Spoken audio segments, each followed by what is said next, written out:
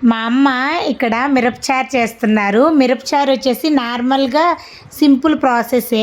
కాకపోతే ఇక్కడ ఏందో వెరైటీగా చేస్తున్నారు. ఇది ఇప్పటి నుంచి చేస్తున్నామంటే ఈ మధ్య ఇలాగే చేసుకుంటున్నాము. చాలా బావుంటది అని చెప్పింది. ఇక్కడ మనము బంధన్ పచ్చడి చేస్తాం కదా! అట్లాగా వాటినంతా కూడా బాగా ఆయిల్‌లో మగ్గించుకోవాలంట. తర్వాత మిర్చి ఇవంతా వేసుకొని దాన్ని బాగా ఇట్లాగా దంచుకోవాలి పప్పు గుత్తితోటే. ఆ తర్వాత మనము ముందుగా ఇట్లా మగ్గపెట్టుకునేదంతా కూడా దాంట్లో వేసుకోవాలంట. చాలా బాగుంటుంది అనింది. అంటే మిరపచారు సపరేట్‌గా, నార్మల్‌గా ఈ పచ్చడి సపరేట్‌గా తిన్నాను కానీ ఈ 2 మిక్స్ చేసి అయితే నేను తినలేదనమాట. ఫస్ట్ టైము అంటే చూస్తున్నాను.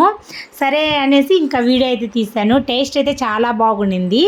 రైస్‌లో కన్నా సంగట్లోకే చాలా బాగుంటుంది అనిపించింది.